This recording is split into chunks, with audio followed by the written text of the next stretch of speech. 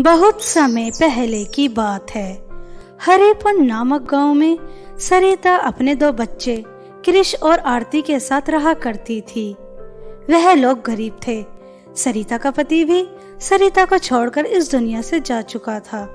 घर में कोई कमाने वाला नहीं था और 2 बच्चों की परवरिश सरिता को अकेले करनी थी। इसलिए सरिता लोगों के घर जाकर झाड़ू पोंछा करती थी। एक दिन सरिता की अचानक बहुत तबीयत खराब हो जाती है।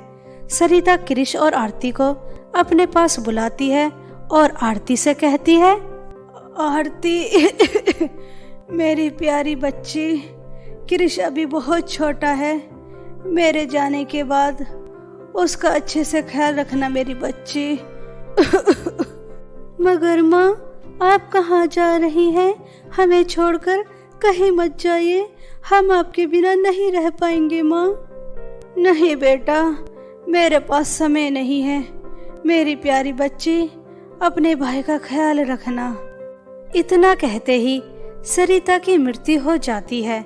आरती समझ जाती है कि उसकी माँ हमेशा हमेशा के लिए उसे छोड़कर चली गई। आरती बहुत रोती है। कृष बहुत छोटा था, उसे समझ नहीं आता आरती क्यों रो रही है। माँ, अपनी आंखें खोलिए। इस तरह हमें अकेला छोड़कर मत जाइए माँ। कृष आपके बिना कैसे रहेगा? मैं उसका पालन पोषण कैसे करूँगी? माँ, अपनी आंखें खोलो माँ। ऐसा कहकर आरती बहुत रो रही थी। आरती अपनी माँ का दाह संस्कार कर देती है। कुछ समय बाद कृष अपनी माँ की बहुत कमी महसूस करता है। कृष आरती से कहता है, दीदी, माँ हमें छोड़कर कहाँ चली गई? मुझे माँ की बहुत याद आ रही है और मुझे बहुत तेज भूख लगी है। मुझे दूध पीने के लिए दे दीजिए। कृष, मेरे छोटे भाई, माँ हमें छोड़कर नहीं गई। माँ तो एक तारा बन गई। वो हमेशा हमारे साथ हैं। तुम्हें बहुत तेज भूख लगी है? तुम्हें दूध चाहिए? मैं अभी तुम्हारे लिए दूध गर्म करके लाती हूँ। ऐसा कहकर आरती दूध गर्म करने चली जाती है। आरती दूध का पतीला देखती है तो पतीले में दूध नहीं होता। आरती बहुत परेशान हो जाती है और सोचती है, कृष को तो बहुत तेज भूख लगी है और घर में तो दूध है ही नहीं। अब मैं क्या करूं? मेरे पास तो पैसे भी नहीं है और घर का सभी राशन खत्म हो गया है। आरती दूध की जगह एक गिलास में पानी ले आती है और कृष को पिला देती है और कृष से कहती है, कृष, मैं अभी बाहर जा रही हूँ। तुम घर से बाहर मत निकलना। मैं कुछ खाने पीने का इंतजाम करती हूँ। आरती ने भी 2 दिन से कुछ नहीं खाया था, लेकिन आरती से कृष की भूख नहीं देखी जा रही थी। इसलिए आरती भीख मांगने का फैसला करती है और सबसे भीख मांगती है। अम्मा जी, मुझे 5 रुपए दे दीजिए। 5 नहीं तो 2 रुपए दे दीजिए। मेरा भाई भूखा है, मुझ पर रहम करो, कुछ दे दीजिए। आरती एक एक करके सबसे भीख मांगती है। कुछ लोग आरती को भीख दे भी देते हैं और उसके पास इतने पैसे आ जाते हैं कि वह कृष को दूध पिला सके। आरती उन्हीं पैसों से घर दूध ले जाती है और कृष को पिला देती है, लेकिन आरती आज भी खुद भूखी रह जाती है। ऐसे ही समय बीत रहा था। आरती किसी तरह से भीख मांगकर कृष का तो पेट भर देती, लेकिन आरती 2 दिन में एक बार ही खाया करती थी। एक दिन कृष बाहर खेल रहा था। कुछ लड़के रक्षाबंधन के बारे में बातें कर रहे थे। सुमित, कल रक्षाबंधन है, तुम अपनी बहन को क्या गिफ्ट देने वाले हो? मैं अपनी बहन को एक सुंदर सा गाउन देने वाला हूँ। और जब तुम्हारी बहन तुम्हें राखी बांधेगी, तुम अपनी बहन को क्या गिफ्ट दोगे? मैं अपनी बहन को एक साइकिल गिफ्ट करूँगा।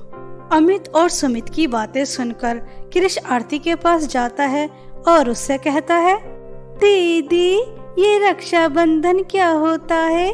आपने मुझे इसके बारे में कभी नहीं बताया। कृष, रक्षाबंधन भाई बहन के प्यार को मजबूत बनाता है। बहन अपने भाई को राखी बांधती है और भाई अपनी बहन से वादा करता है कि हमेशा वह अपनी बहन की रक्षा करेगा। मगर दीदी, आपने तो कभी मुझे राखी नहीं बांधी, कल आप मुझे सुंदर से राखी बांधना। कृष की बातें सुनकर आरती चुप हो जाती है और आरती चुपचाप भीख मांगने चली जाती है। आज आरती को भीख नहीं मिलती। आरती बहुत परेशान हो जाती है और एक जंगल में जाकर एक पेड़ के नीचे बैठ जाती है और रोने लग जाती है। कल रक्षाबंधन है और कृष चाहता है कि मैं उसके हाथ पर सुंदर सी राखी बांधूं, लेकिन आज तो खाने के लिए भी कुछ नहीं है और ना ही एक भी रुपया। मैं भूखी रह सकती हूँ मगर कृष को भूखा नहीं देख सकती। मैंने कितनी भीख मांगी लेकिन किसी ने मुझे एक भी रुपया नहीं दिया। अब मैं क्या करूँ? माँ पिताजी, आप हमें इतनी जल्दी छोड़कर क्यों चले गए? ऐसा कहकर आरती रो रही थी।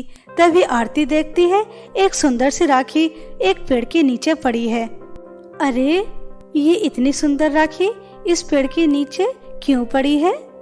आरती ऐसा कहती है। तभी आरती की नजर जिस पेड़ के नीचे आरती बैठी थी उसके ऊपर जाती है तो उस पर बहुत ही सुंदर सुंदर राखी लग रही थी।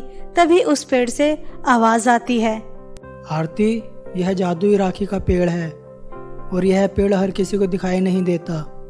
जो लोग परेशान और अच्छे दिल के होते हैं, सिर्फ यह जादुई राखी का पेड़ उसे ही दिखाई देता है।